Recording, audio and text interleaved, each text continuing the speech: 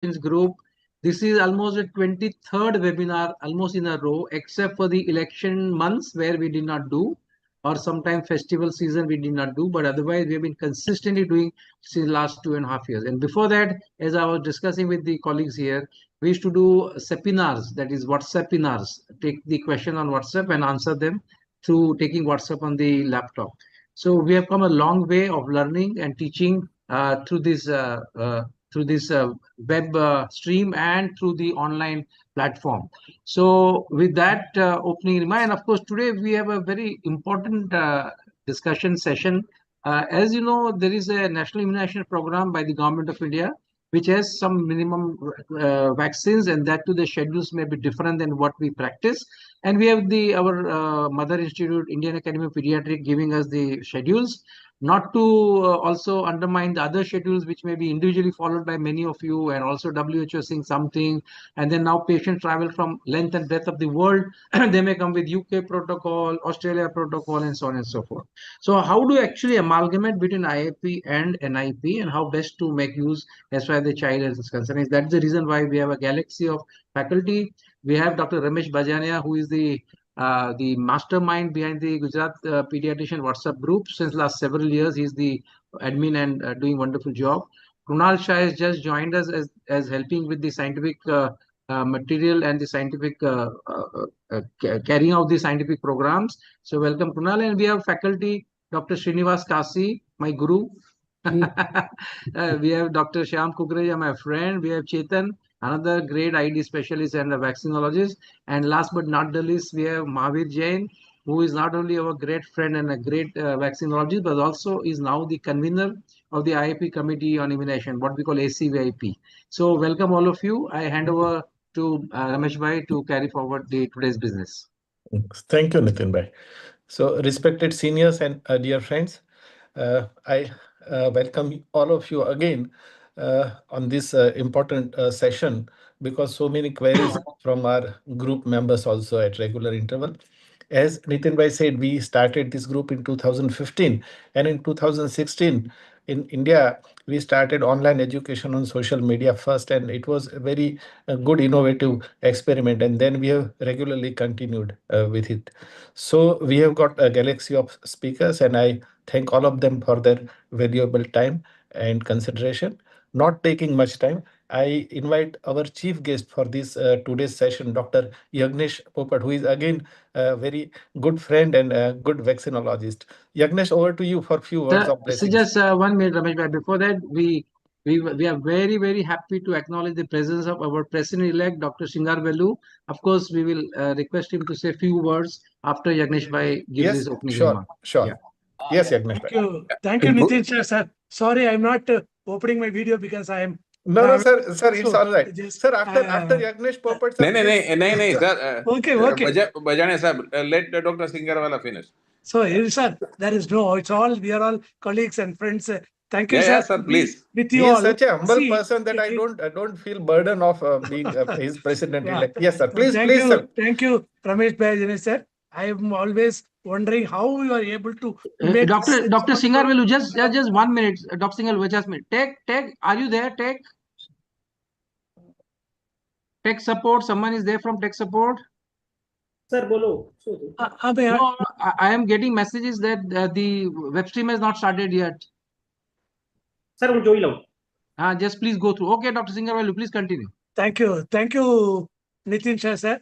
And I'm very happy to be here with a galaxy of eminent vaccinologists as well as ID specialists and our past president, Dr. Bakul sir, and others. Very happy that this program will be definitely very useful to all our practicing pediatrician. And we have enjoyed their Nitin Shah session over a period of years with Ramesh Bhaijania sir, who is conducting. And today it is going to be a most important session where it is being there. Srinivas Kasi sir is there, Shyam Kulkure sir, Smita ma'am, Chetan Trivedi, and our MP Jain, our ACAP chairperson is Bella ma'am.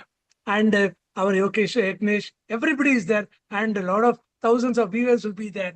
And I'm happy that our MSc also here. So without wasting much time, because we should focus mainly on science, I am extremely happy and honored for giving me this wonderful opportunity to be there with you all. Thank you, Ramesh Bajani and Thank you, Nitin sir. sir, for Thank you, giving sir. this opportunity. Over to you, sir. I'll be listening your signs. Sir, thank you so much, sir, for attending our session. Thank you so much. Yes, Yagnesh bhai. Yeah, good evening all.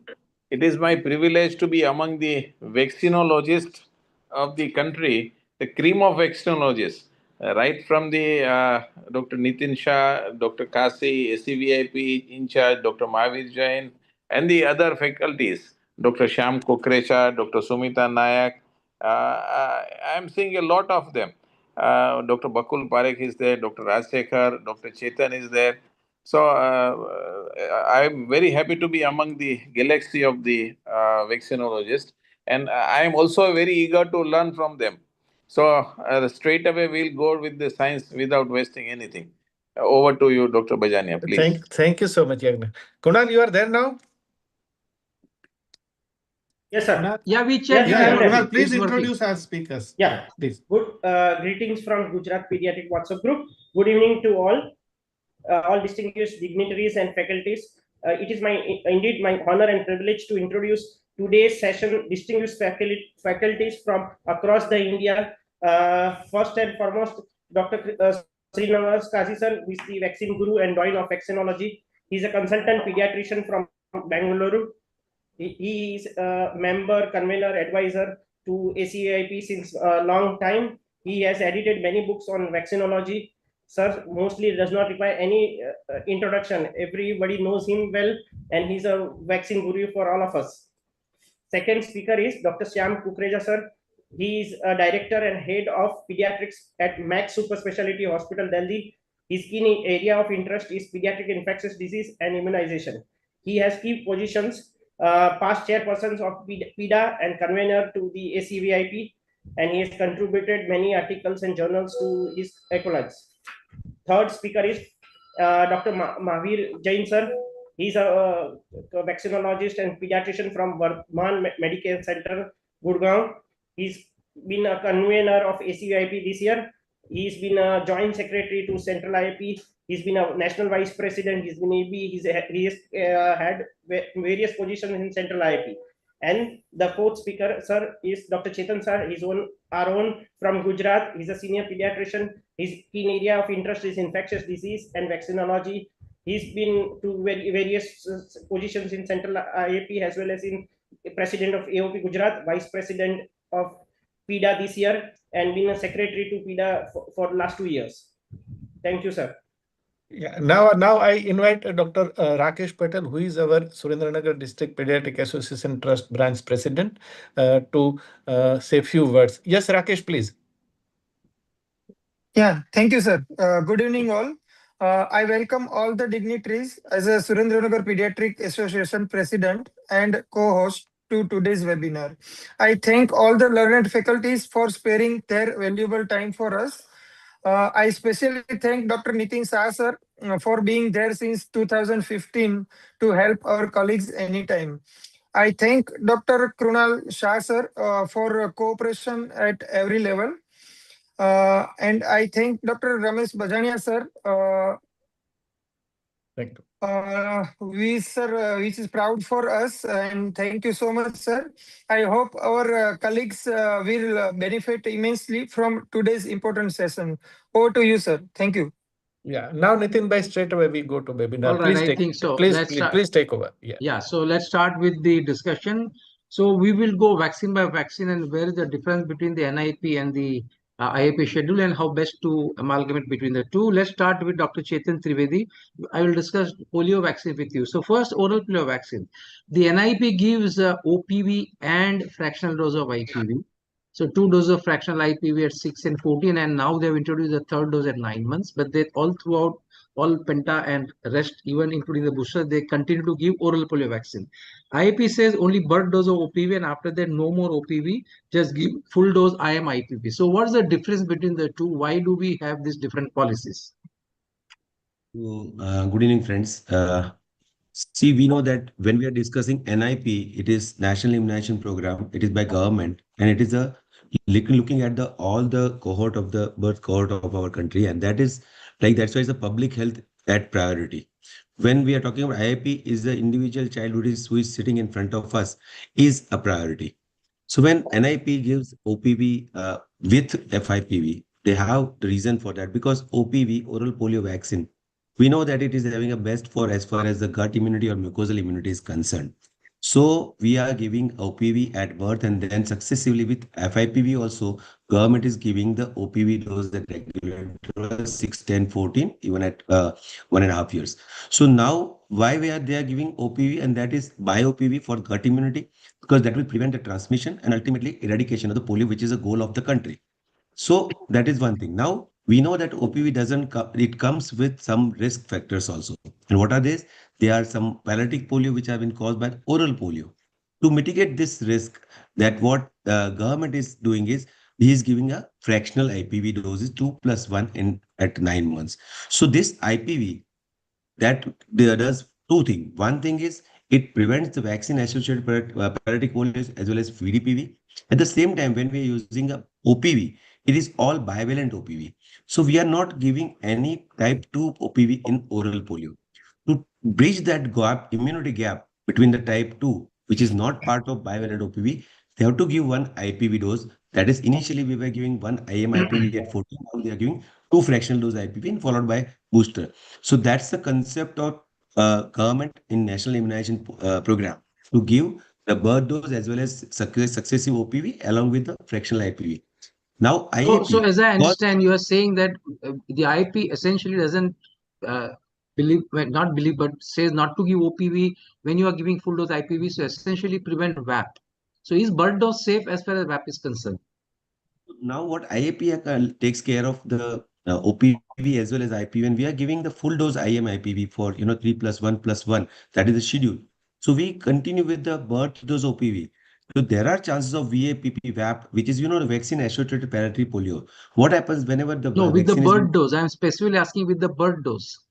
so birth dose OPV causes VAPP more in those industrialized country with the first dose. That is birth dose. But in India, birth dose VAPP is less likely because the take of the vaccine it's not poor. It's enough. So that's why the poor take as well as the maternal antibody that prevents the uptake of that OPV. So there are no chances or no very minimal chances of VAP. And that's why birth dose of OPV has been given for IAP also. And this birth dose of OPV, it causes the immune priming of immune system. So then after that, we give IPV that has been taken care of better as far as the immunogenicity is concerned. So as I understand, because the government is using fractional dose IPV, initially they were using only 6 and 14. It was a risk mitigation rather than strict risk avoidance as far as the wild polio is concerned. And because they were not giving full IM dose or not enough number of doses, they would continue to give OPV, essentially to have better immunity and also to have good gut immunity so as to prevent any transmission of the virus should a wild virus come back. But now they've introduced the third dose of also fractional dose of IPV at 9 months. So why was the third dose introduced and how does it now help? Is it still only risk mitigation or is now risk avoidance? So when we give the two dose of fractional IPV at 6 and 14 weeks, it was definitely better than the single dose of IPV, which was just a risk mitigation strategy to avoid this OPV related complication as well as type 2 immune gap. Now, Correct. when you give, because so we have given two doses. So first dose seroconversion may be less because of maternal antibodies. Second dose at 14 weeks, FIPV is given. Now, what happens that immune system has been mature as well as the maternal antibodies are gone. So we give one more dose 9 months. That's a booster dose, and that will cause boosting of immunity, and it will be long lasting. So now risk mitigation strategy will become risk prevention strategy. So once Correct. we are giving at 9 months FIPV, that will be at par with our other schedule as far as the short-term protection is concerned. So the study actually had very clearly shown that if you just give 6 weeks and 14 weeks, then the type 2, which is only through that fractional dose of IPV, is around 80-82%, not 100%. And type 2 is the major problem of CVDPV all around the world. So how do you now go about increasing the type 2 immunity in the community is by adding one more dose at 9 months. And this was amply done by the studies done by Dr. Basu and so many others, that if you give third dose later at around 9 months, then the type 2 immunity is 100%. Though the titers may be low, but the seroconversion is 100%. So you don't have to really worry worry about type 2 wild disease, type 2 CVDPV, and for that matter, then type 1, type 3, which is now boosted also by the BOPV having type 1 and type 3. And because you have removed type 2 from the BOPV, as you know, type 2 was the one which was always being taken immediately by intestine, was most immunogenic. You have removed that, the type 1 and type 3 seroconvergence improves. That was very amply shown both in study in India and study done in African countries. So I think that is the funda behind continuing to give OPV with FIP as far as the national program is concerned, and no need to give OPV when you give full dose IPV, because when you give 3 IPV 1648 is virtual 99.9% seroconversion and protection, and following with the 2 boosters it's almost like lifelong. You very rightly said that the VAP is almost unknown with Buddos because it's under the maternal antibody, so that does not matter. The other change is that NIP does not give OPV at 5 years, but we give IPV at 5 years. Sir, may I make Yeah. one more point? Yeah, please, please. Because what happens, I have seen a few of our friends, practicing pediatrician friends, still sticking to only OPV. They are not giving IPV, just maybe for whatever reason. And what they do is they may give 1 dose of combination vaccine at 3rd dose, or they don't give it at all. So for them, it is very important to understand that bioavailable OPV is, even the government is not following it, depending upon that only. So they are giving fractional IPV. So better to take the IPV is a part of our schedule. I think point well Yes. taken, that children who do not want to go to the government or public health facility want to take vaccine with you, but are not affording or do not want to take the 6-in-1 WP or AP based vaccine because the cost. The pediatrician don't want to lose the patient, and they give only pentavalent without IPV at all and just OPV. And I think that's a national crime according to me, which should not be done, and that's completely not required. So now 5 years dose, we give Yes. IPV, they don't even give OPV. So what's the funda behind? So again, the difference between NIP and IAP is because NIP, their aim is to stop the transmission early in life. So ultimately, transmission already controlled early because of the initial OPV as well as fractional IPV. So to give 1 more dose OPV at 5 years may not be a meaningful community benefit as far as the government is concerned. So herd immunity already established, community transmission already interrupted. So, and now if you give OPV, there is definitely some risk of other OPV. So risk without meaningful community benefit. So government is not giving at 5 years. So cost effectiveness doesn't. And also there are 2 NIDs every year for every child. So I mean, it would Yes. really not make the child would taken at least 10 doses of OPV beyond the 3 routine doses in the first 5 years through the National Immunization Day. And we know the NID percentage coverage is very high in our country. In fact, I remember when I was the president in UP, there used to be like 6 rounds in 4 months. Every 3 weeks there's a round. So you start a round, you do camp base, then you do home base. By the time you finish, the next round starts. And I think it has taken a real task for us to eradicate or sort of eliminate wild polio from our country, both from UP and BR as the last stage. But marvelous that after that we don't have any CVDPV outbreak, not even a single CVDPV, in fact, except for 1 AVDPV here and there. That's remarkable because we are using FIP 3 doses and our routine immunization coverage is extremely high. And I think we cannot be resilient. So the message to the pediatrician is, please do encourage your private patients to take part in the National Immunization Day, because that is not for the individual benefit, that is to prevent the transmission should a wild virus or a CVDP outbreak happen. And if we do not do that, then we will pay heavy price for being resilient. Last question about shifting. Suppose someone has taken 1 FIPV at 6 Sir, there weeks. is. Yeah. So we have Yeah, not addressed the. We have not addressed that why we are giving IAP at the 4 to 5 years. Yeah. Yeah, Preschool okay. booster. So why are we giving all IPV first of all? Like that's to prevent VAP. And why give 5 doses? Because 5 years is the last chance to give a IPV. So you want to add something to that? Yes, because in private practice, IAP, ACVIP wants the focus is on long-term individual protection. Absolutely. Because we know that there is a waning of antibody. Even if you have given the birth dose OPV and 3 dose of primary series of IVM IPV with 1.5 years booster, there is a waning of immunity. Correct. So if you give that 4.5 years boosting of that IPV, that will definitely not only convert seroconversion and improve, but the titer, GMT titer, we don't know what is the titer required. So if you keep it only 30 to 50 times higher titer, once we give the 4.5 to 5 years booster, preschool booster. So it is very important as far as individual protection is concerned. Yeah. That's why IIP recommends at 4 to 4.5 years In preschool fact, booster. In fact, the post-booster titers again, type 1, type 2, type 3 are better than the post-3 primary doses. So that will probably Yes. see you long. And I remind that we don't have Tdap IPV in our country, but there are several European countries which also give one more IPV with Tdap at in the between 10 to 20 years. So that's something which is practiced in some Western countries. Now the last question. Someone has taken one FIP with Penta in public hospital, and now the child has some high fever or some nodule and they don't want to go back. Now they want to come to you. Now how do you go about? Can you switch them to the full dose IPV? Then you will give how many more doses? 2, 3, So, 4? so now we have to answer it by keeping in mind that we don't have standalone IPV in our practice. Correct. So whatever we have is a combination vaccine. So person has received 6 weeks dose Correct. with IPV, a fraction IPV. If he comes to me at 10 weeks, definitely I can shift it to my Correct. combination vaccine and continue.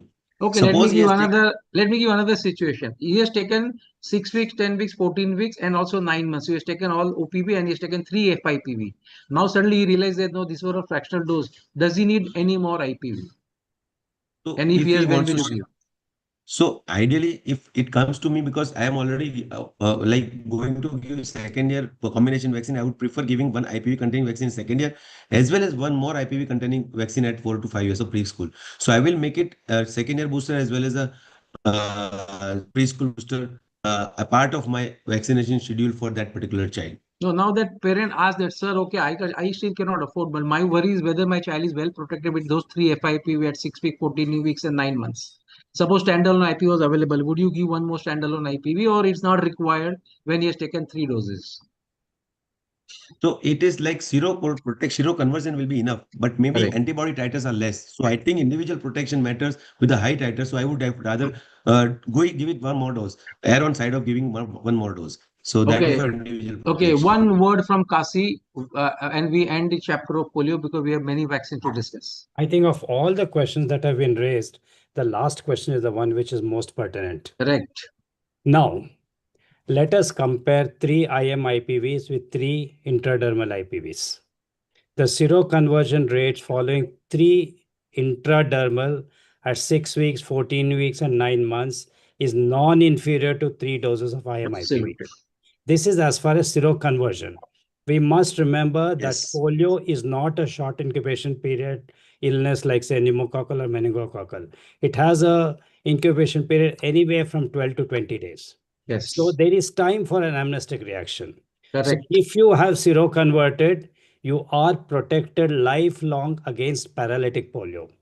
But if you want to reduce transmission, there is a belief that higher the level of antibodies in the blood, transudation through the capillaries into the intestinal mucosa, and that may improve your mucosal immunity. Also, although this is a very exciting thought, there are not sufficient studies to prove this particular concept. In fact, Dr. Kasi, I would add to say that is the pharyngeal Yes. transfer of antibody in the pharyngeal mucosa, Yes. because everyone believes that poliovirus, though is intestinal, is Yes. actually transmitted via pharynx. And Yeah. countries which have used all IPV like France, America, never had any outbreak of wild polio or CVDP, even when they were in the border with another country which was full of polio. So that idea that there is only herd immunity with OPV and not with IPV is something which It is is not right. probably, yeah. But I think But point well whatever taken. it is, Yeah. if you have an all IPV schedule, Correct. your intestinal mucosal immunity is definitely not Excellent. as good as OPV. You are still prone. You may not suffer from paralysis, but you can participate in the chain of Transmit. transmission. Right. Perfect. Okay, let's move to the next vaccine, Dr. Ramesh. Unmute. Yeah. Yes. Yes, Shyam sir, it is for you. Okay. Now it is about DTP. So before Dr. Ramesh Yeah. starts, we are not discussing AP versus WP story and entire 30-40 minutes go on that. It is only what do parents have a choice and they want to shift from one to another. What is the scenario that we should do about NIP versus IP? With that Yeah. preamble, now you can ask the questions. Because otherwise it will be me versus Kasi or Kasi versus Kukreja and so on and so forth. Looking to Kukreja's efficiency, Nitin by clarified. NIP now Shyam sir, NIP give WP based penta, right? Whereas IAP says that WP or AP. So is there genuinely or clinically any significant difference in long-term efficacy or immunogenicity between these two, WP and AP? let me balance the things. I think if you take WP and AP, and if you compare them, there's no doubt a well-made WP vaccine is definitely more immunogenic than AP. There's no doubt about it. And there's a lot of data on that. As you said, ki what is the recent data? If I go through this, so one is historically we had a lot of RCTs, and in these RCTs, definitely we know WP was good immunogenic. But you take first 4 5 years, the efficacy of both is almost equal, AP as well as WP. I think after 4 5 years, the divergence starts. The AP, the waning starts rapidly, and WP, it stays. That's the difference, one. Two, if you take ongoing real world programs, we tend to have more outbreaks in the Western world which use AP. But you may question that there's a caveat because there's not too much of scrutiny in the developing world. And that's the reason maybe we are not having sufficient data. So, Correct. this area is, I leave it open. Third is if you take modern immunological studies which have been done, they tell you that the responses with WP are Th1 and Th17, so which is more robust and cellular. But you take the immunogenicity data of AP, it is more Th2, means it is more humoral but less cellular. And we know that cellular stays for a longer time as far as immunity is concerned. And fourth, some new data which has come up. If there's a priming with WP, then AP somehow works better. So, all these things we can say that if I summarize the whole thing, AP may be safer, but somehow immunologically not very complete. WP may be immunologically okay, equivalent to infection, but less tolerable.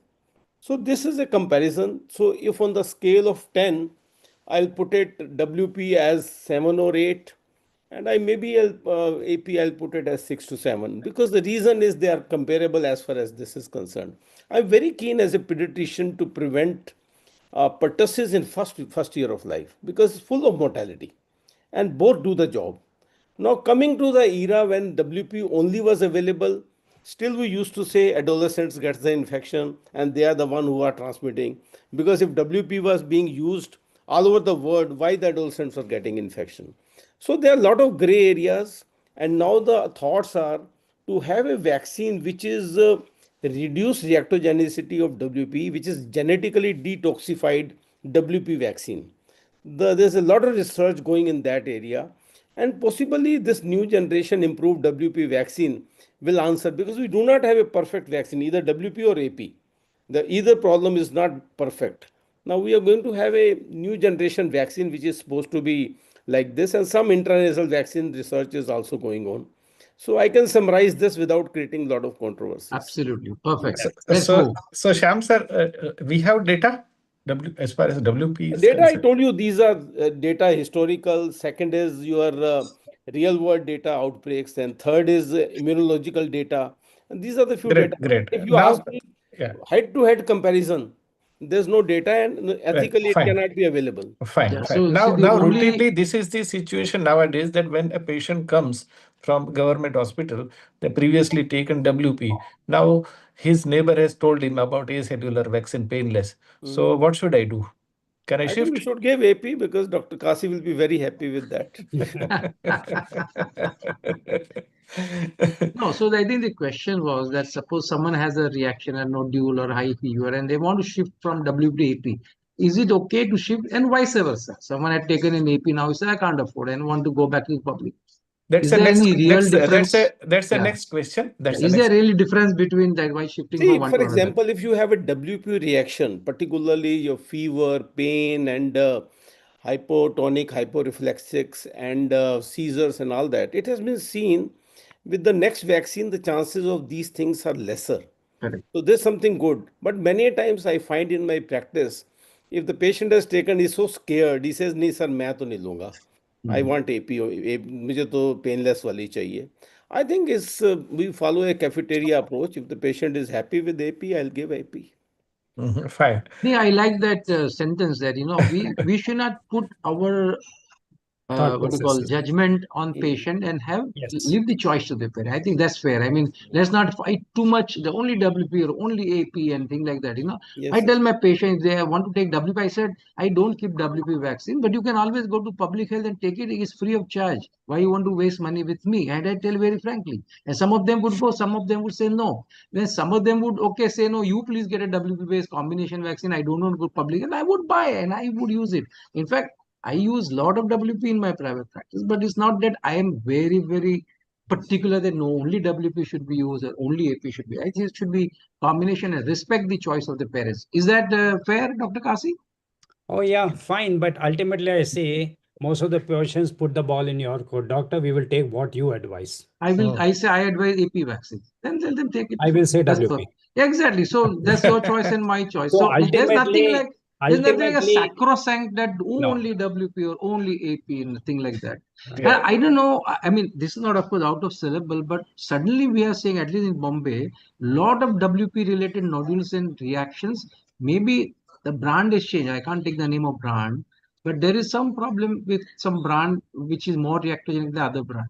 We were very happy when serum brand or some other brands were used, but there is some problem suddenly that there is a lot of reaction we are seeing. I don't know is it true for other people who are in the podium here.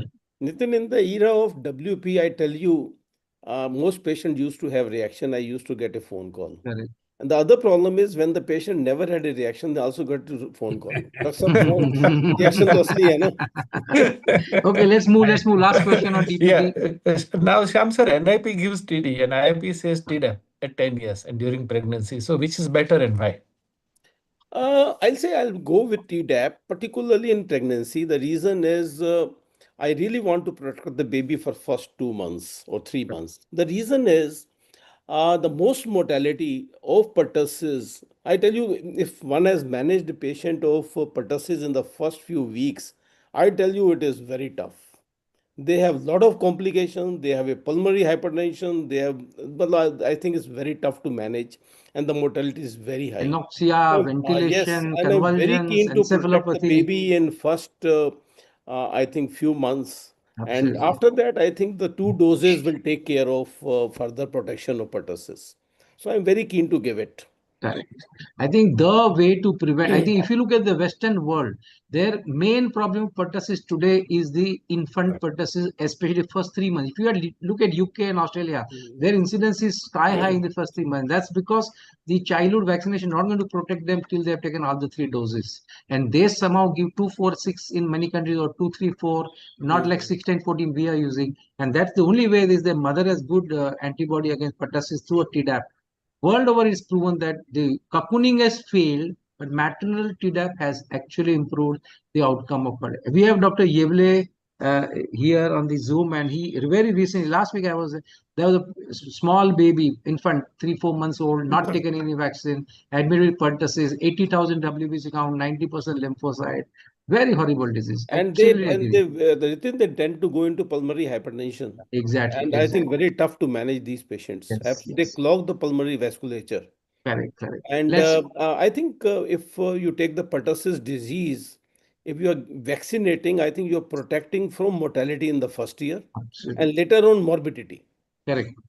So there is a question always comes that if a mother has taken maternal Tdap and the antibodies are so high that transmitted the baby, will it interfere with the childhood vaccination? And there were studies done which actually showed that post-primary seroconversion is good. Titers are lower in babies born to mothers who have taken Tdap as compared to not taken Tdap.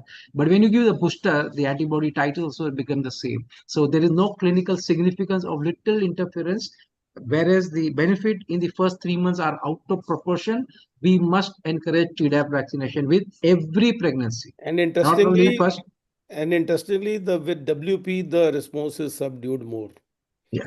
All right, let's move to the And next Nitin, vaccine. one last Yes, point yes, about Srinivas. yours. Yes, Most of the countries who have very robust maternal immunization programs have not reported any increase in pertussis in childhood, absolutely. indicating that whatever suppression we see is not clinically Exactly. significant. Exactly. Significant. Exactly.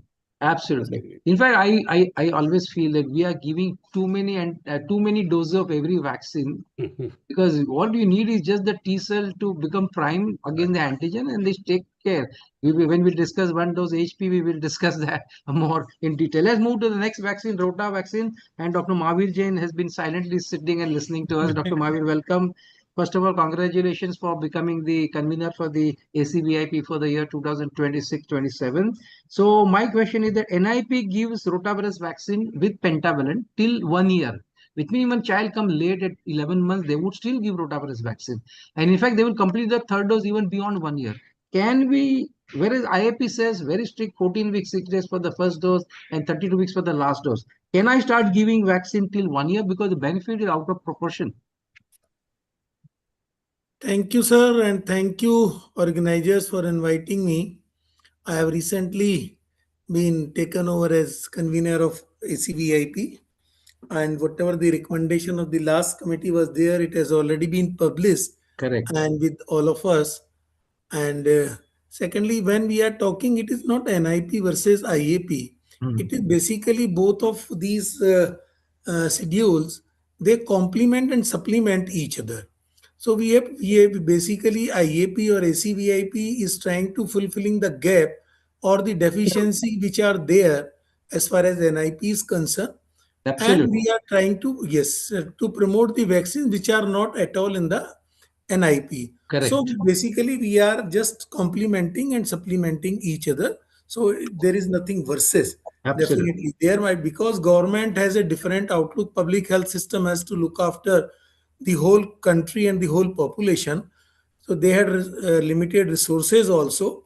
So they want to use judiciously whatever the available resources are there in Correct. terms of the vaccine availability or in terms of the budget also. Perfect. While when, as Dr. Chetan Trivedi has rightly said, that we are concerned with that individual child who is right now sitting in front of me in the patient seat. So we are concerned that he must get the best whatever available, and the protection of that particular child is of utmost importance for a practicing pediatrician or for a pediatrician is in his office practice. So Perfect. these are basically just two basic differences and as far as the approach is concerned. Otherwise, the aim of both NIP or IAP or ACVIP or whatever, it is basically that child must receive the vaccination whatever is available, and child should be protected whatever the vaccine preventable diseases and vaccines are available with Correct.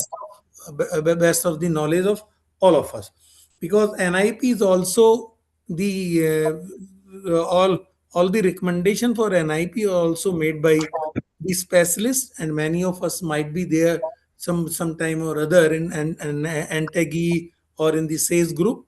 So this is also very scientific. So there is nothing which we can say that it is inferior, but definitely it is there to serve its own purpose, and we are there to serve our own purpose, protecting a particular child.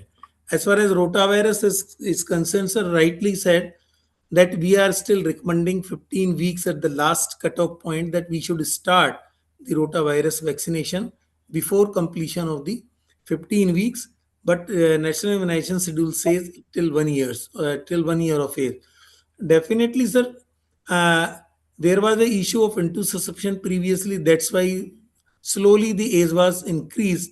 But now the reporting incidence of intussusception is not so large.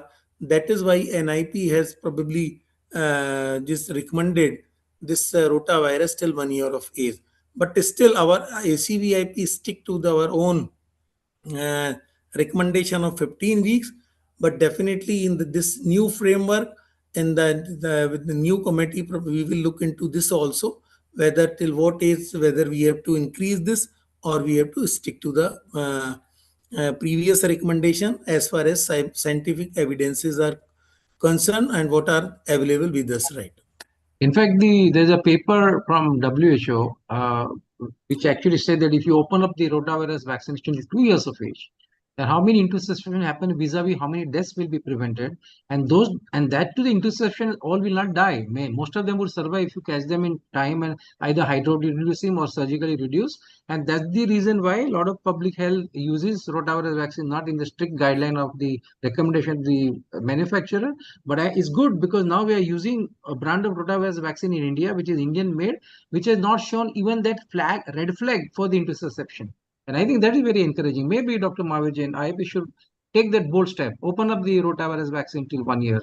And, it'll be, no, so just think over, I mean, I'm not, maybe at least some discussion should happen based on the low incidence of interception with the Indian vaccine and the need because many children come late.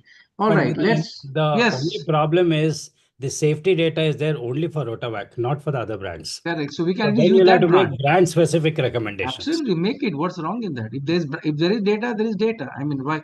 My question is that just because we don't want to take brand name or we don't want to do something, we cannot allow children to have rotavirus diarrhea.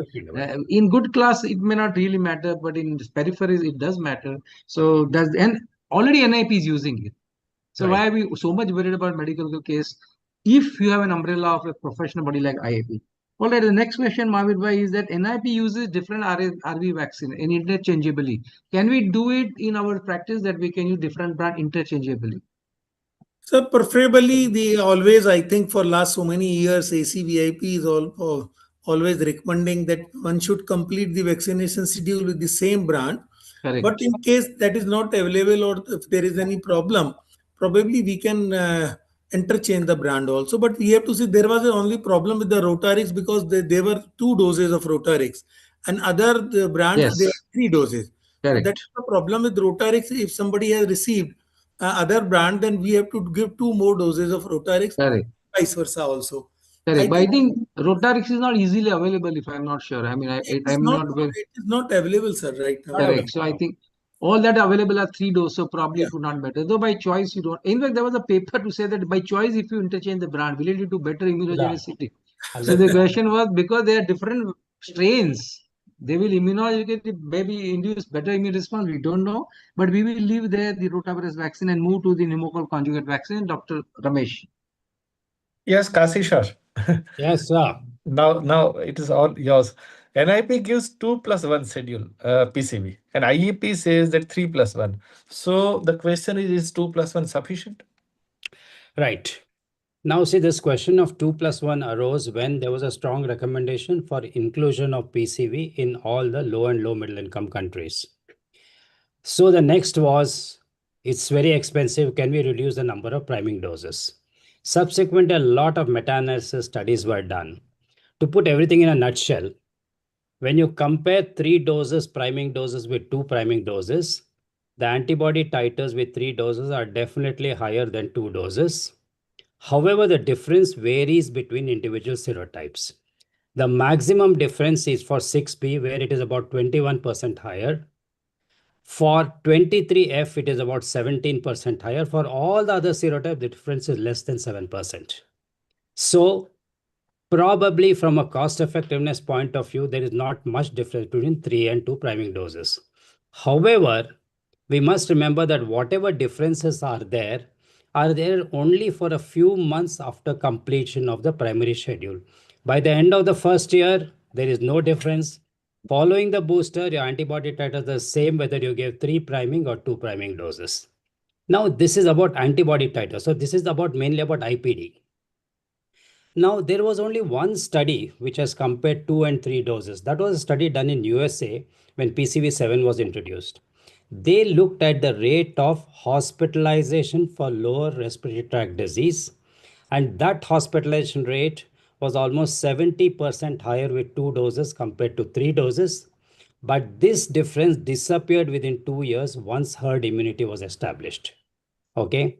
Now, coming to the overall effect against pneumonia, there is really nothing to show that there's much of a difference between 3 and 2 doses.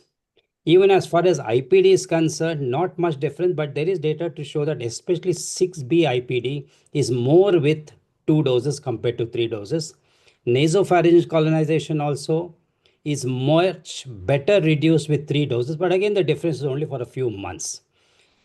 But in a country like India, where our burden is pneumonia, which is a mucosal disease, where higher antibody titers work better, I feel 3 doses are probably better than 2 doses from that point of view. This in brief is about comparison of this. So from public health point of view, 2+1 is good enough, but for individual protection, I think 3+1 is definitely better. Okay, sir. Clear. So Now, unlike what we will discuss for HPV, I think here there is definitely a role to give the complete schedule as per recommendation. If not for IPD of 6B23F till you give the booster dose, Yes. but also for the non-invasive disease like pneumonia and transmission and otitis media. Yes. correct. Now, sir, the most common situations nowadays after taking first or second dose in NIP, parents come to us in private. So, if a child wants to shift to me after receiving some doses of PCV in NIP, for an example, has received 1 or 2 doses at 6 and 14 weeks, how many doses do I give and when? If he has received 1 dose, I will give 2 more doses at 4 weeks interval. If he has received 2 doses, though it is a complete priming schedule from the government point of view, I will still give one additional dose for the benefit of the higher antibody titers, which I said is more useful for mucosal infections. So Right. this is as far So, as one so, and so two Dr. doses. Kasi, if the child comes in 9 months, If he comes at 9 months, I will just give a booster because correct. the difference is not there much at that particular Exactly, time. I exactly. will just give one booster and I will not offer any more booster dose in the second year. It will not make any difference. Correct. Okay. Now, if he has received all Sir, 3 doses yes, and now comes to me, sir, may I That's ask a what I question said. to Dr. y- Sukasi? yeah, Sir, yeah. that booster which you are recommending after 9 months, because already that the child has Correct. received 2+1 doses. So at Yes. what age that booster has to be given, sir? No, Correct. no. 2+1 is a complete schedule of priming plus boosting. So in this case, there is no idea in giving a fourth dose because it's not going to make any difference. Correct. So the question was 2+1 is sufficient, right? Yeah. Exactly.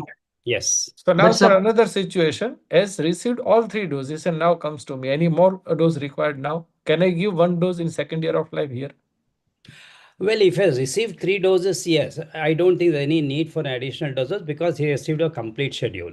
And as I said earlier, adding a fourth dose, the incremental benefit is going to be very marginal, probably not of any clinical significance at all. So definitely no additional dose. Okay, okay. Now, sir, parents say that they have received PCV10 in NIP and have now heard from their neighbor or friends that now PCV13 and PCV14 is also there. So they think that it covers better. So can I give an extra dose? And if yes, when? See, there is no recommendation anywhere in the world for an additional dose of a higher valency PCV when you have completed a full schedule with a lower valency PCV. You know, interestingly, there was a study done in Czechoslovakia and Slovakia where they took two populations, 3+2 priming doses of PCV10, that is Synflorix, and PCV13. They boosted both the groups with PCV13. And you know, surprisingly, for the serotypes which were not there in PCV10, the antibody titers following a PCV13 boosting was non-inferior whether they gave PCV10 or 13. So I don't think there is going to be much of benefit. Probably in a child who's at very high risk for pneumococcal disease, I may consider giving an additional dose. Correct. Now, sir, NIP doesn't give catch up for those who have missed PCV. So if the child comes to me now, can I give PCV now? If yes, which and how many doses? Yeah, you can definitely give it specifically if it's below the age of 5 years. The number of the brand will depend upon when. If you're going to give it above the age of above the age of 2 years, I think you have only two brands. That is the yes, GSK brand and the Pfizer. Pfizer brand PCV13. Number of doses will depend upon at what age the child presents. As we all know, the number of priming doses become less and less. If it is between 6 and 12 months, it is two priming. 12 to 24 months, one priming, one booster. And beyond 2 years of age, only one dose as far as PCV13. But if you give PCV10, you have to give 1+1 at 8 weeks interval. Correct. So it is according to the brand, right? Yes. And now, sir, finally, a child has not received PCV and was discharged with bad pneumonia. Now they want to take PC. So which one and how many doses and till what age? Now, as I said, As far as PCV is Kasi, these are concerned, important questions. These are the actual yes, questions that parents ask us. So though Absolutely. may look funny, but I think we need a clear answer for the pediatricians. right. One, he has had a pneumonia. We do not know whether it was due to pneumococcus. If it was due to pneumococcus, which serotype, we don't know. So definitely we need to give the pneumococcal vaccine. There's no doubt about it. Number of doses will depend upon the age of presentation, whether it's 6 months or 1 year or 1.5 years. We do not know. That will depend upon the age of presentation. Now the question comes, which brand should I choose? And Now, at what until what age will you give a catch-up? till what age the maximum risk is in the first 2 years, significant risk till 5 years, definitely a very, very low risk after 5 years. Till Unless 50, immune compromise. unless immune compromise. So that is it. Now, regarding which brand, again, this is a hornet's nest. I believe that having 6B is important in today's pneumococcal vaccine. Although having 6A, sorry. Although 6B gives good cross protection and demonstrable efficacy also, that efficacy is not uniform throughout the world. In fact, studies come from the Asian countries have shown much lesser cross protection. The second thing is 22F and 33F are still form a very, very small proportion in our country. So I would prefer a vaccine which has 6A, so PCV13. In any case, it's not licensed beyond the primary Yes. doses as on now. Yes. So of course the 3 It Chinese is going to brands be of PCV13. PCV13 and no, so for the 3 Yes. Chinese brands of PCV13 and the Indian PCV14, the Yes. 3+1 data is already submitted to DCGI. I think next month is the meeting of the SEC, the special the committee, and they probably will approve the booster dose. Then it may become up to 2 years. Beyond 2 years, Right. of course, still the data will not be there. Yes. Right. Let's move to the next vaccine. Dr. Ramesh, continue with MMR. Yeah. Chetan bhai, I hope now Yes. throat is better.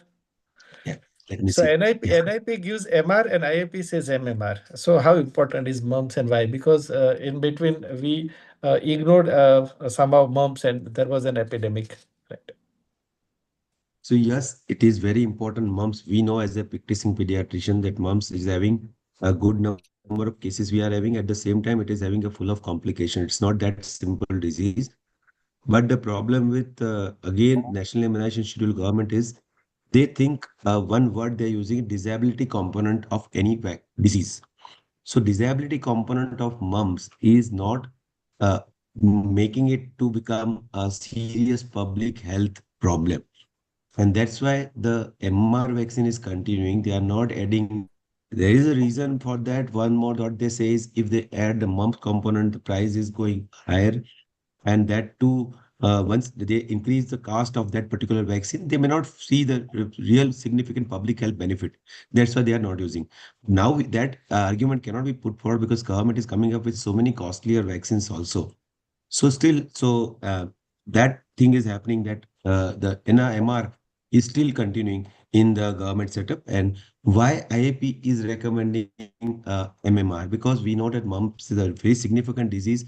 We have the data, may not be sufficient for the government to make it disability component, but we want to protect the child. And that's why we will give them MMR containing vaccines. And you know that the MR vaccines, 2 vaccines have been given government setup. One at 9 months and second at 16 to 15 to 18 months. So I will just share one interesting experience. You know, a few years back, we had a massive mumps outbreak all over the country. Mumbai BMC, that is Mumbai Municipal Corporation, always gave MMR instead of MR in public health for last more than 2 decades. Whereas Navi Mumbai, Thane municipality were giving only measles vaccine and then later MR vaccine. There were hardly any cases of mumps in Mumbai that we saw, whereas plenty of cases were seen in the neighboring cities and all over the country. And I don't know about Dr. Sham can share the same thing because MMR was also part of the vaccination program in Delhi through the Delhi Municipal Corporation. And if it was going on till recently, then I'm sure even in Delhi, they would have not seen as many mumps cases as the other parts of the body. So if you have given MMR vaccine, it works. Even then, when they were giving only one MMR, at 9 months. You know, before MR campaign started, there was only one measles at 9 months. Then became MR one campaign, then MR, and that's continuing. So interesting that if you have given MMR vaccine, it works even in public health. Right. Now, this is again a very Now I common think they situation. have again shifted to MR. Now MR. entire MR. world, entire public health They is have India is giving only shifted to MR. MR. MRI. As I Entire public health has yes. to give MR in sync MR. with the national policy. State and See, city cannot have their own policy. see, the issue is the government has to prioritize. Correct. Now, if the government office is given a chance, should it be mums or should I consult TCB? So what? So prioritization is what is important. Government doesn't have enough money to include all the vaccines. No, so Dr. Kasi, what is the difference between MR and MMR vaccine, even at a commercial level? Few 10, 20, 30, 50 rupees. That's not much. That's Not what I'm much. saying. There's nothing. I mean, I don't think the cost is the real issue. That somehow government is not convinced about mumps as a public health Public issue. health. That is the main thing. Yeah, that's I think otherwise now we have. Mahavir I Bhai mean, you will see, convey. mumps orchitis, mumps oophoreitis, Yes. mumps is related to late onset diabetes in children, and Encephalitis. mumps Encephalitis. encephalitis. So many things. So it's not as Yes. benign disease as people think. I think Sir, basically, I think Yeah, Mahavir. mumps is not a notifiable disease right now. It was never a notifiable disease. That's why we are not having a very good data about the mumps. And you are very right. Few years back, there was a this mumps epidemic all over India almost. We also used to get a lot of cases of mumps, Correct. but probably most of us do not do a proper scientific thing. That time we do not go for the PCR or antibody testing of those mumps cases. And as far as the complications are definitely very dreaded complication as far as the short term or the immediate concern is there. But long term complications are there, but they are, I think, for the government, they do not bother much as much as the rubella. So Correct. government is much more convinced about the rubella and its consequences. And right now, as you asked, probably Delhi government has also started now giving MR only instead of Yes, MMR. yes, For yes, yes, many yes. years, Delhi used to give MMR. Correct, correct, correct. Rest of the country, I think we are still using MR, but we will keep on pressing the government to include mumps also yeah, with the MR also, so yeah, that every child get the MMR. All right. That's yeah. Let's Thank you, move on. Mahavir Let's Bhai. move on. Let's move Yeah. on. Now, Chetan, again, so similarly, the child has received MR in NIP and now coming to me. So do I give MMR? And if yes, and what age and how many doses mean? So what I practice now is like whatever patients they go to the government, I ask them to continue till 9 months with the governments. Of course, in between for 6 and 7 months, influenza vaccine, I advise them to come to me. After 9 months, I say don't go to government setup because they are giving only MR. That is one thing, and second is they give only DPT vaccine in second year. So I give preferably MMR in second year first. That is as per my schedule at 15 months, and then I give second dose maybe at 4 to 6 years, because we know that here we don't want to give too close two doses, because for mums time since immunization vaccination is important factor. We want Correct. antibodies to at least drag till the adolescent age group, because mumps, if it occurs in the adolescent age group, is going to be causing more problem, and that's why we give a second dose at around 4 to 6 years of age. Now suppose patient has already received two doses from government MR vaccine. Now what? Then I think still, if I want to really take care of the mumps part, I need to give two dosages. Again, I will give maybe measles and rubella one more dose. I'll be giving it in that exercise. But again, I'll try to give two doses of mumps containing vaccine. Second dose being at 4 to 6 years of age. I think Okay. this is an important question that a lot of pediatricians also are that giving too many, like they've taken two MR, you're giving two more MMR. We always tell them that during MR campaign, all those who received MR in the past had received one more MR during campaign, and those who received MR in campaign, they will receive age appropriate MR again. So giving more doses is never a problem. So it's safe and it should be given to prevent mumps. If you are given two doses of mumps containing vaccine beyond 1 year of age, that should suffice. And as you said very rightly, later the age you give second dose, better, longer protection would last. You know, from USA, the outbreak that happens sometime, the adolescents and young adults get mumps. So they would give third MMR even there during that outbreak in those areas. So mumps is one which is a weak antigen, and maybe definitely needs two, if not more doses. Yeah, Chetan by now what Nitin by Even sir, in the US and other universities, they always ask for the MMR vaccine. Even if Absolutely. you had not taken it previously, they insist that one should get Yeah. it. Yes, So sir. either show serology or take the vaccine. Correct. Yes, sir. Yes, sir. Now, Chetan bhai, what Nitin bhai and Mahir bhai said about mumps epidemic, the child has received MR or MMR in past, and now there is an epidemic of mumps in the area. So mother is worried and comes to me. So can I give an extra dose of MMR now? Now it depends whether they have received MR or MMR. One thing. Suppose he has this MR, that means he doesn't get any protection for mumps. Very for sure. Now the question is outbreak. So is it a post-exposure prophylaxis we are talking about? If so, then mumps and rubella cannot be used for post-exposure prophylaxis. Measles vaccine, yes. If you are having outbreak and if you want a post-exposure prophylaxis, measles vaccine within 72 hours, it will work, but not mumps and rubella. So in this case, if they have received MR vaccine previously, I will definitely try to make it a point and give MMR, mumps containing vaccine. Now, suppose they have received already MMR, 2 doses after 1 year at the interval of required interval. I think then it doesn't require to give one more dose. So yes, if you want to give it, you can give it, but see, as such, it will not serve your purpose because 2 mumps dose after age of 1 year is sufficient for the protection. All right. Correct. Yeah, I Nitin think bhai, let's please. move to the next vaccine. Dr. Sham will discuss JE vaccine very briefly. And Yes, one more yes, thing, yes. Nitin bhai, till what age this MMR, suppose patient is not given, is not received mumps vaccine, age we recommend it. There is Because we no know upper that age. mumps more for adolescent. Yeah, but suppose in adult 25, 30 years, is there any matlab, need for that? Shall I tell you at what age did I develop mumps? I developed mumps when I was about to join Hinduja Hospital. I was that time 52 years old. Oh boy. Okay, so there is no upper age for mumps, and mumps can happen anytime. So I would give because So one it's dose a or two very safe dose? vaccine. 2 doses of So MMR, one dose or two mumps dose? containing vaccine beyond one. 2 doses. 2 dose. Okay. I mean, fortunately, I had finished my parenting. Nitin bhai, on a You are humorous side, safer then.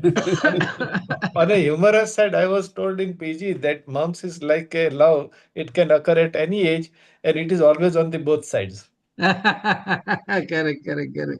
So let's move. Dr. Sham will discuss JE. NIP gives JE from 9 months of age onwards, and IP says from 1 year as per the recommended by the manufacturer. So can I start also at 9 months in a JE endemic area? I think there's no compulsion because the government is giving at 9 months because of main reason is programmatic reasons. To Because at tag it. 9 months they are giving measles, so they want to Yeah, combine with that, and that's the correct. reason.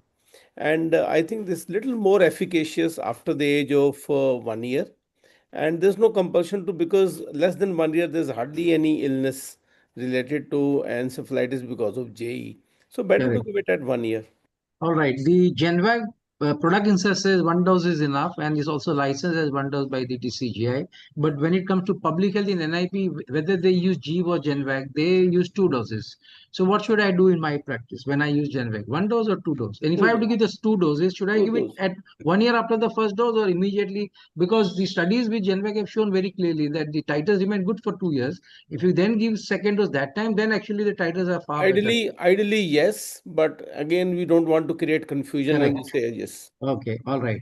Now the burning question. There is no JE vaccine in Mumbai or in Bangalore, but there is JE vaccine in the next city, Navi Mumbai, and maybe some city near Bangalore. What do I do? Parents ask, well, they all work in New Bombay. Their colleagues, they say, हमारे बच्चे को JE दिया है. Why you are not? And they know it's a dreaded disease. So what do I do when my area is still not declared endemic? See, in my area, this is also a question. Doctor साहब करनाल में होता है 100 kilometre दूरी है तो हम लोगों को डर लगता है and all that. Correct. I think the parents are really worried. I'll give it, but I'll tell them because I'm practicing for last 30, 40 years and not seen a single case of JE in Delhi, from Delhi. Absolutely. So if there's no disease, why you want to take the vaccine? Same way. And that's the We have reason. seen two in Mumbai with they also PCR proven and years over so many years two cases, but we don't see it. But there were JE cases in Navi Mumbai. But today's time when the travel is so frequent and children also travel, parents also travel. Yes, So it's a very I do give, for example, many children are getting admission in this thing, Kharagpur and all that, which is correct. endemic area for Correct. JE. I always tell them you must take it. And if they are frequent traveler to that area, even parents, I tell them even you should take it. The reason being, if you don't belong to endemic area, then the disease can affect any age. Correct. I think one more question is that, there are some 20, 30 districts, especially in Northeast and Assam, where JE is given in public health even to adults because the epidemiology is shifted to the right. Sometimes the parents ask that you are giving to children. We are also going to Assam. Should we take also adults? So what is your answer to such Definitely, I question? think this is an easy question because if you are not staying in endemic area, you are naive. In that Absolutely. situation, you must take the vaccine. Correct, But in correct, the correct, endemic area, you have to go by correct. epidemiology. I mean, my take is like this, that it's an extremely effective vaccine. It's a Mhm. very safe vaccine because it's killed vaccine, Sure. and it's not costly. It's cost effective because it is under the EPSC. So why not give it when the parents That's the want to reason ask? if anyone is demanding, I give it. Absolutely, I tell them, absolutely. okay, you take it. Yeah, let's move Yeah, gear to sir, definitely, because yes, we are Mavi. having a lot of population from these endemic states working Correct. in either Mumbai or Delhi or in Gurgaon. Yes, And yes, there are a lot of interaction. They for the vacation usually they go for a month or so there. So I think if rather demand from the patient, if you think that this person belongs to that particular area, we can ask, or we can offer them that since you are from an endemic district and you are frequently visiting there, so your child must take the JE vaccine. I And think if the endemic district or is in your is a neighbor district of yours, probably there is no harm in giving that. correct. So, a very interesting study as to why in Mumbai there will be no J, where there is somewhere in Thana or Navi Mumbai, is essentially because of the animal profile. If you have pig versus non-pig animal ratio, which alters in favor of pigs, you will have JV outbreak. Whereas if Absolutely. it's the other way, then JE will not happen. And that You was need amply a you proven. need a amplifying host. Most Absolutely. important. Okay, we'll move to rabies vaccine, and Dr. Mavi Jain, I would like to discuss that with you. I'm sure the NIP says 3 doses for pre-exposure and 5 doses for post-exposure. So far, the SCVIP was saying 2 doses for pre-exposure and 4 doses for post-exposure based on the international recommendation and WHO recommendation. Recently, I'm sure, I think probably I saw it in Purple Book, or is going to change to again 3 doses and 5 doses. So what is this flip flop? Is it based on some new data or just the perception that we should be in sync with the national policy? Sir, to be very frank, I have not gone through that, and I don't know on which data that recommendation has been given. But definitely, we have to sync with the national schedule also, because Mhm. rabies is a very fatal disease, and it Correct. is very rampant also Correct. everywhere, be it a village or be it a big city. So I don't think there should be a much debate about it whether 2 doses for free exposure or 3 doses or 4 or 5 doses. Of course, most of the countries are now following the four doses for the post-exposure prophylaxis. But I think it is not a very big thing. But definitely, if some new data has evolved, we will go through it and we will definitely discuss in the new So I ACVIPs. think the genesis of this reducing 5 dose to 4 dose was based on the Western countries where there was shortage of vaccines. I mean, you may laugh, but that's the true story that they don't have vaccines sometime in the past. So they said that how many breakthrough happened between fourth and the fifth dose, and they found none. So they said the fifth dose is actually superfluous because even antibody titers don't go up between the fourth and the fifth dose. So fourth is the most important for long-term effect. First three are the most important for prevention of rabies in the short term. So I think that's the reason why they recommended 4 doses. But as you very rightly said, in rabies, it's always better to overdo than underdo. See, the national program is giving give 5 doses. You don't lose anything by giving an extra dose. But if you don't give and something happens, then you can be in trouble. All right. Now the second So question. Nitin Yes, bhai, Chetan, yes. so okay for 4 or 5 dose post exposure. What about pre exposure? Pre-exposure, so the IAP is now recommended 3 doses. Till Mavi Jain will take over, has taken over now. I don't know, he's going to change back to 2 doses also now. So he said he will look into the data based on Because the. 2 doses are See, convenient, easily convincible, I and we can make understand. it routine. I understand, but I think I mean, what I understand, the last committee changed to 3 and 5 to sync it with the national program, and especially when Yes. Dr. Anurag Agarwal was at the Hamzat Affairs in the IIP, and he's in the public health, and he's done lot of studies in rabies. I mean, let's not undermine his efforts. So he always felt that giving more is always better, and sync with the national program for a disease which is fatal like rabies. I think it's perfectly fine to give 5 doses. But if you want to give 4 doses, there is no umbrella of the IAP today. So I think you should give 5 doses. Still, again, IAP under Dr. Mahavir guidance changes back to 4, then probably you can use either 4 or 5. Am I correct, Dr. Mahavir? Sir, science is always dynamic and it's always keep on changing. No, I understand, but what was the dynamism to make it from 4 to 5? That was my I question. think, sir, I think it is both are good enough. Good enough. Perfect. Perfect. I But think we'll leave it there. if the NIP is using or government is using 5 dose, I think for the our own protection and for the litigation purpose also, it is always Yes. go for the All 5 right. doses. I think I think another. Yes, the problem Dr. will be Kasi. solved if the government makes it 4 doses. Yeah, I don't know whether they're going to do it, Then but there was They definitely, a may do there it. was They a may do it. thinking. There was a They thinking are of thinking. doing There it. is a thought Yeah, process right. going on. So that will look very funny that if they change to 4 now and the IIP still says 5. So that will. But anyway, It's as all we right. said, always better to overdo than underdo in disease like rabies. All right, the NIP uses ID, exclusively in intradermal route, whereas we say intramuscular route because it's more convenient, easier, etc., etc., etc. So what should a pediatric, because now in past it was not even allowed to use intradermal for except in public health, but now they have removed that caveat. So if you have enough cases in your private practice, you can actually use intradermal route. Is it the same as intramuscular? Because see, we also see a lot of rabies in spite of vaccination. And always that doubt comes that they have taken in public health, is it the intradermal route given properly or not? Because to give intradermal route is not easy. So those who have practiced, like when we were student giving the tuberculin test, half the time it used to go subcute and big swelling will come. So what's your take, Dr. Mahavir? Intradermal versus IM, what a pediatrician should stick to? I think, sir, I think it is always better and easy and comfortable to use IM dose, and that will be better for all of us, definitely, because there will be no chances of whether it was given properly or not. Because Correct, intradermal really sometimes it is a tricky situation. correct, Of course, correct, in little older children and infants and toddlers, you can give it, but correct. it is still a tricky situation. So I will be more comfortable with the IM dose. So when the vaccine is cost effective, give intramuscular is a sure shot.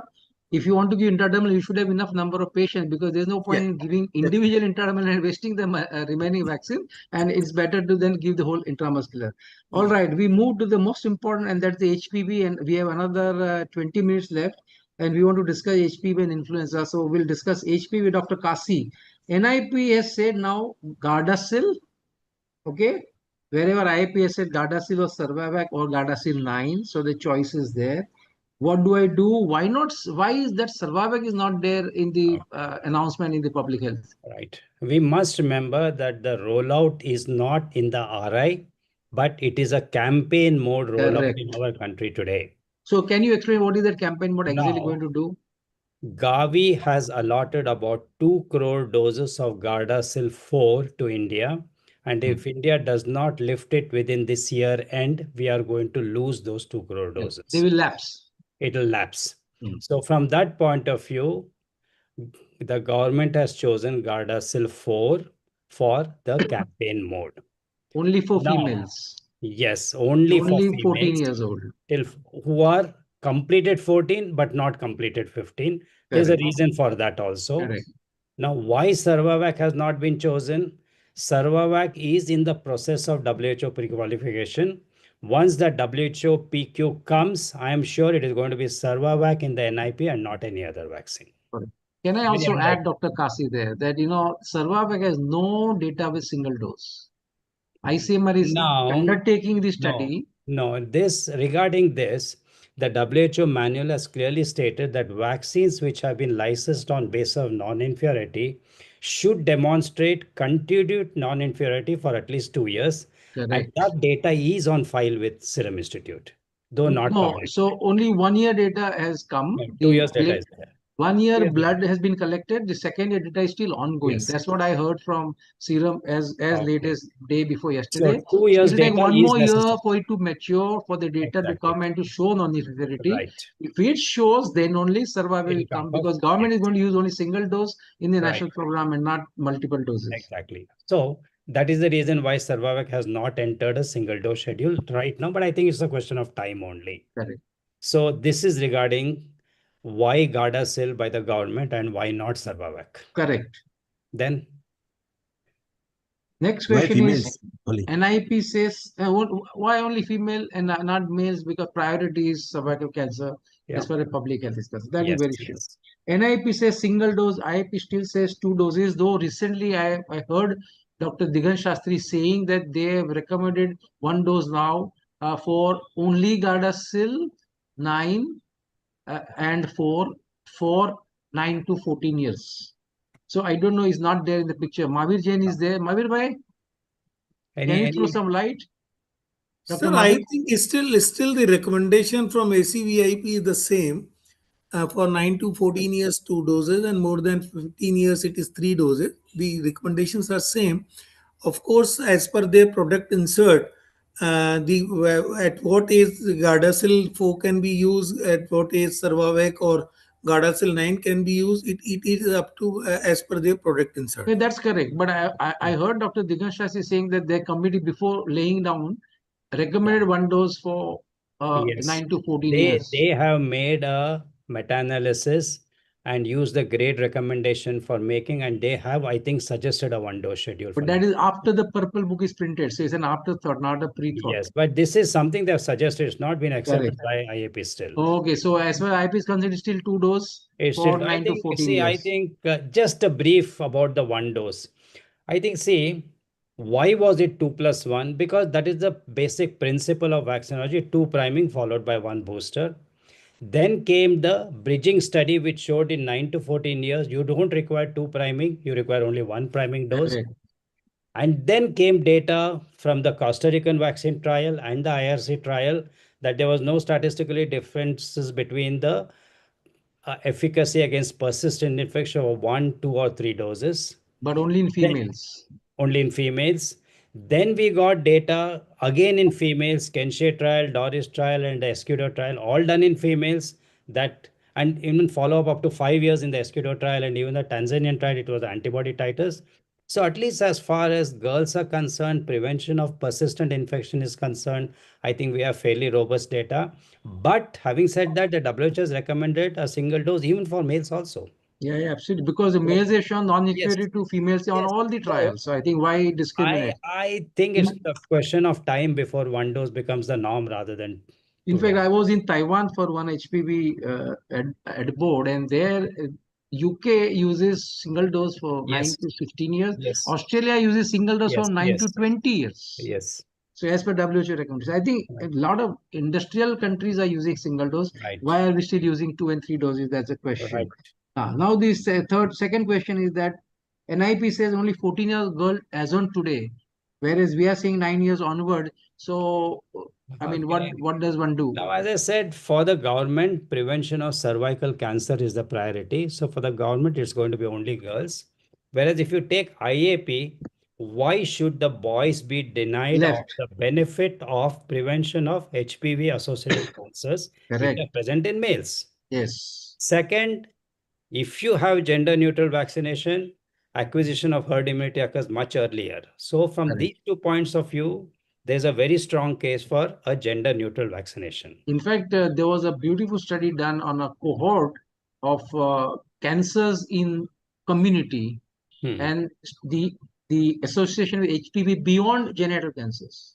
Right. And they found head, face, neck cancer for sure, but even distant cancers like Hodgkin disease and all, they were Yes. more associated when they had someone had HPV infection as compared to not. So HPV is expanding its Yes. role beyond the genital cancer, and that's the reason why males also matter as far as these things are concerned. Now the question is, why 14 years only? Yeah, why 14 years? Why 14 years only? I think there is no literature as to why 14 years. But I had a talk with a couple of people, and I think the conclusion that I drew was government has got 2 crore doses. Okay. Now, if you see the adolescent population in that 15th year, it's about 1.2 crores. Correct. Probably that particular age group fitted in best, and so the government has decided. And second, Yes. 14 years is sort of the upper limit for 2 doses. Absolutely. Beyond that, it's going to be 3 doses, according to Correct. present recommendations. Correct. So I think that 14 years has been chosen. I mean, I Correct. didn't find any reason anywhere, neither in Yeah. the manual or anything. I think the picture looks very clear that you have 2.4 crore doses given by Gavi. You have Yes. 1.2 crore 14-year-old girls. Yes. Even if 90% take, you have enough doses for the first and the second year. By Correct. next year, you will have data with Savavec 1 dose. That Yes. shows non-inferiority with Gardasil on 1 dose. Right. Probably the third year onwards will switch to Indian vaccine, which anyway will Right. be very cheap because Mr. Adi Punawala was on Right. record to say at that time he'll give for 250 rupees this vaccine to the public health. So Right. I think that is the scenario it looks like. Now the question is, suppose the males, can I use Gardasil? Somehow it's not licensed. Gardasil 9 is licensed, but not Gardasil. Can I use off-label? Well, you can use it provided everything is explained and you take a written consent. Absolutely. Even Because, that, I do not know what legal validity it will have for an off-label use. all right, can I use Gardasil 9 above 15 years in males? No, it's Can I off-label. use Savavec above 26 years in females No, and males? you definitely know because there's no study at all. At least Correct. So other vaccines, we have international studies. correct. Survival, So, we don't have any data at all. correct. So Savavec, unless it matures to data about 26 years, we will wait because Yes. Gardasil had a bridging study between young women and elder women up to 45 years of age. Now, Gardasil licensed in 45 years internationally. If you want to use it, you'll have to use it off-label. But as Dr. Kasi said, you have to be very careful when you use off-label. Do not push it unless someone really Exactly. wants it and understand what they are wanting to use it. So I think that is well discussed as far as the HPV is concerned. The last one or two parts before we actually end, Dr. Ramesh Bhai, please take over. Influenza vaccine. Chetan, now something about influenza. NIP says influenza vaccine till 8 years, and our IAP says till 5 years. Why? Can I use influenza vaccine beyond 5 years? NIP doesn't say. So the government has recommendation, though it's not Till 8 used. years, yes. Yeah. I So never their knew this. recommendation. Only after your question came that I saw. And I Yeah, read it government is is recommendation for pregnancy and for children up to 8 years of 8 age, years, but it's yes. never given through public health. It's just a recommendation.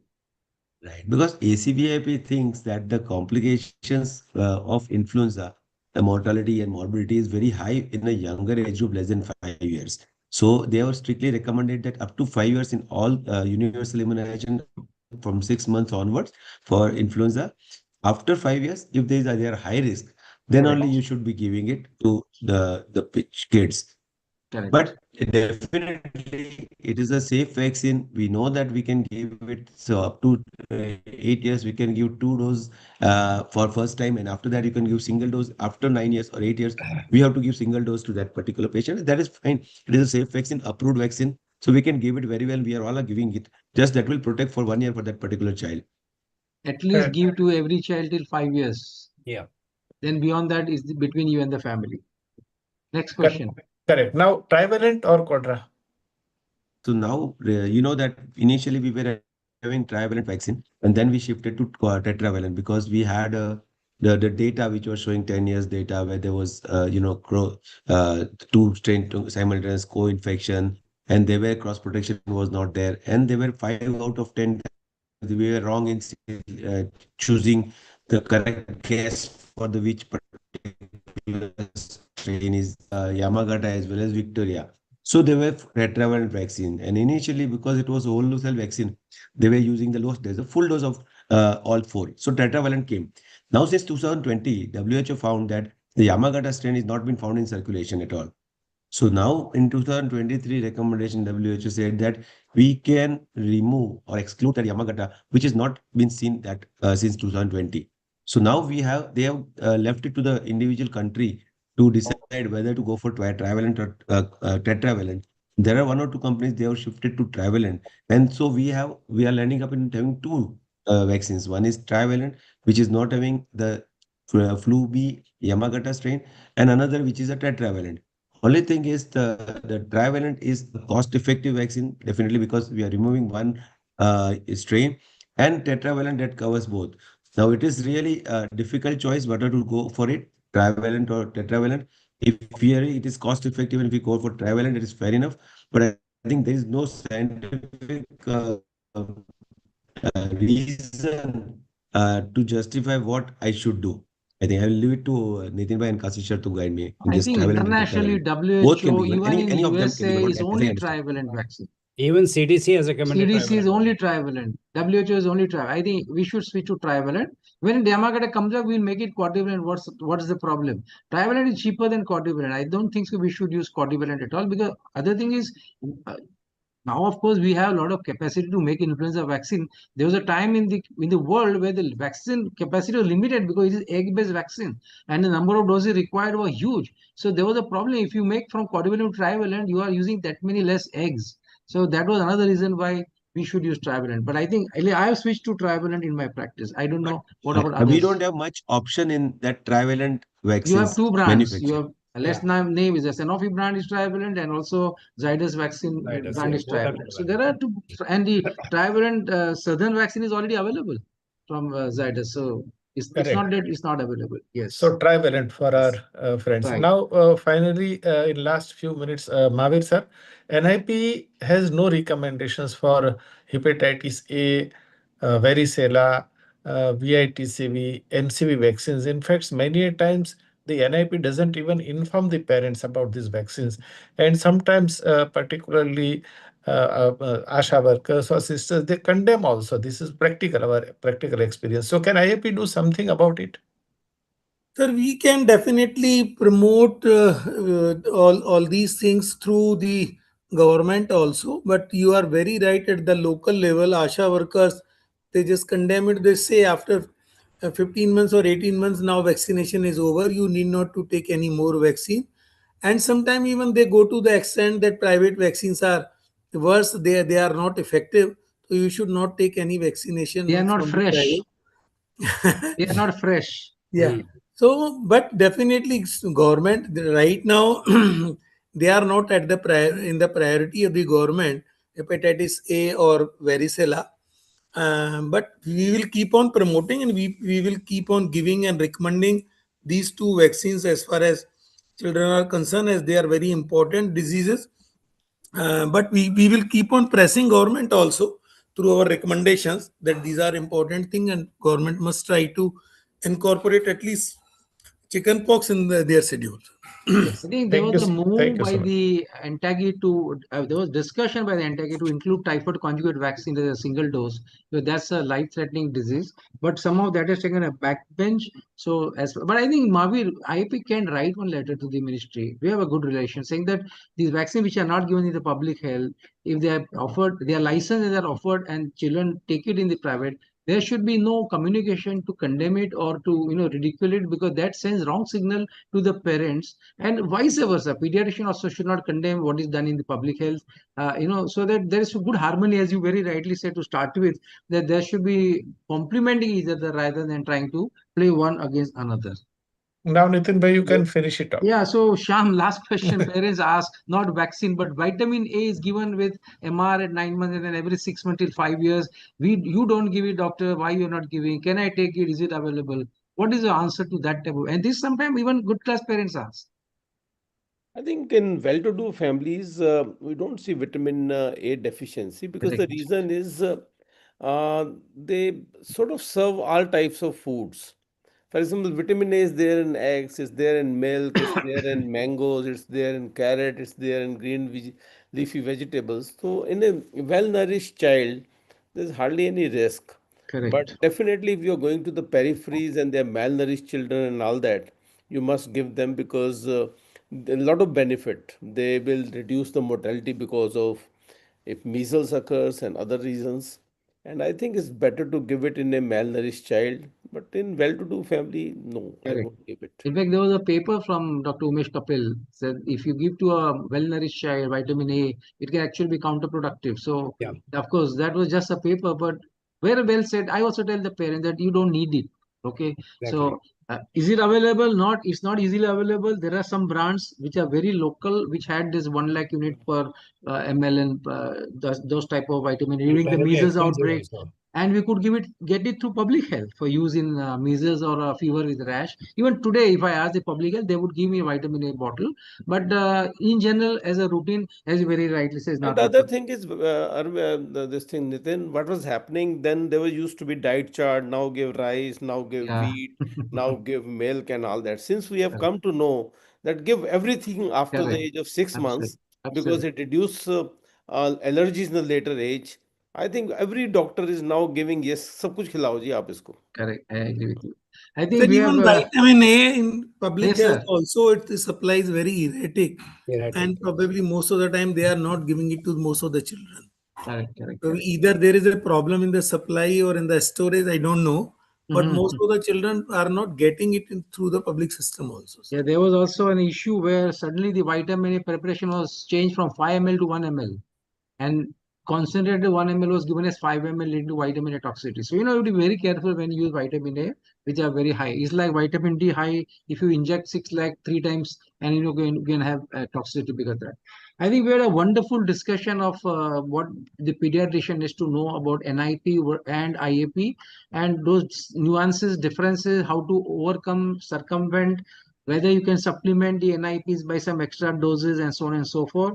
And I think really thankful to all the 4 panelists, Dr. Kasi, Dr. Sham Kukreja, Dr. Chetan Pai, in spite of his bad throat, back-to-back webinars, and of course Mahavir Jain, the incoming IAP, SCVIP convener, for enlightening us and throwing lights in a very, very easy and a very important way.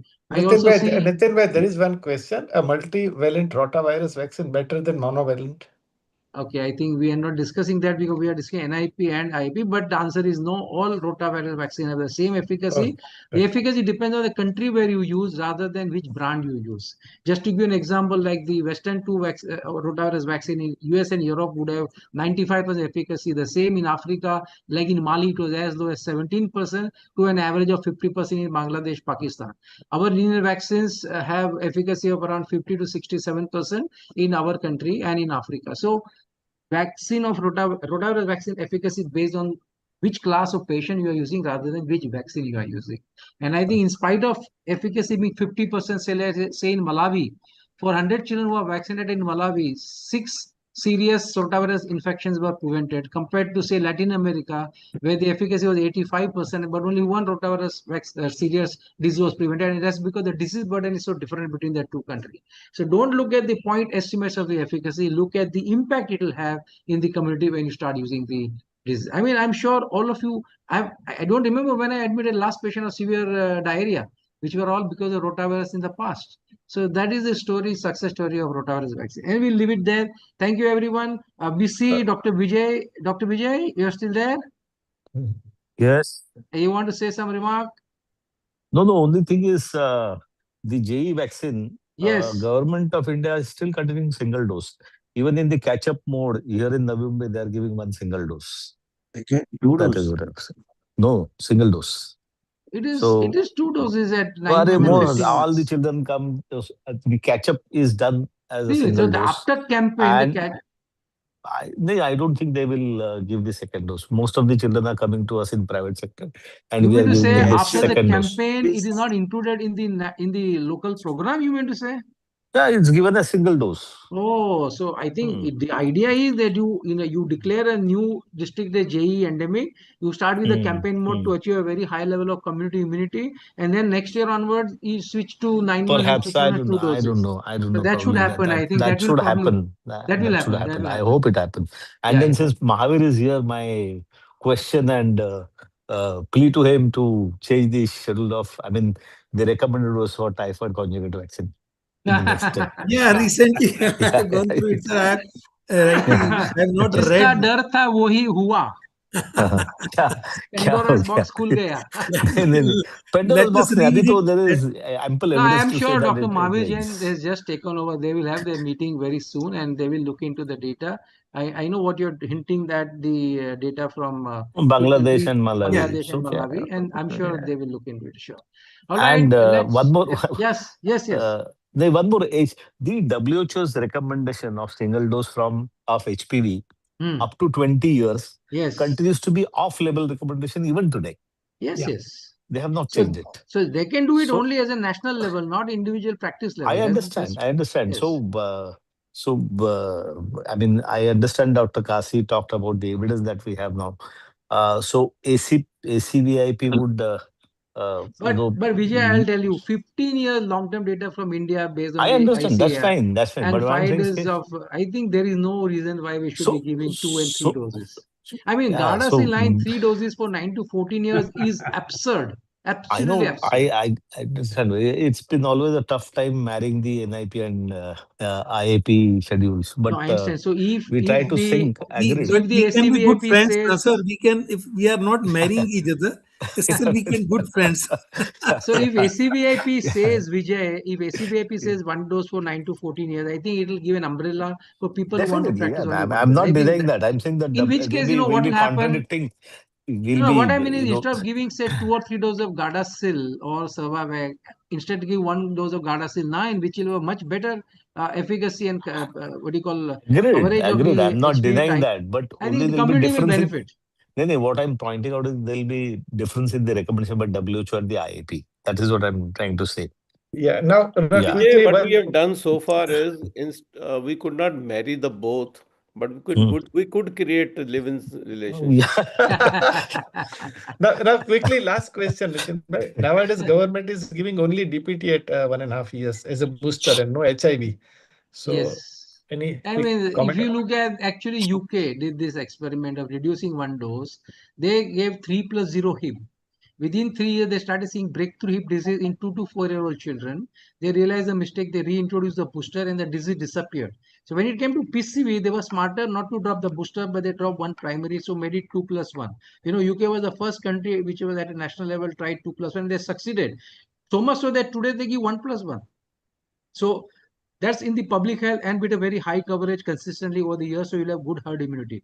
I think hip booster is important. Only problem is again, hip is not available as a monovalent hip for even our transplant patient is a big problem. So such patient we encourage them to give the booster at least with us with the hip containing vaccine. I mean that's the least we can tell to our patients. Okay, thank you, thank Well, you. thank you So, everyone. Thank yeah. Ramesh you. bhai, conclude. So thank you everyone for your time and Thanks. consideration. Dr. Kasi sir, Dr. Thank you. Kukreja sir, Dr. Mahavir Jain sir, Dr. Chetan, in spite of his bad throat.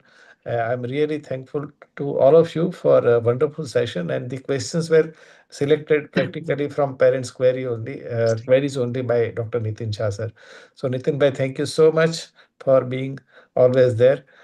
Thank you, Dr. Rakesh and Dr. Kunal, for coordination and for being host. Thank you, everyone. Thank you so much. Good night. Thank you. Okay, Good good night, night. Thank you very everyone. much and good night. Bye Good bye. night, everybody. Enjoyed. Bye. Thank you. Bye. Thank you. Thank Thank you. you. Tag, you can stop.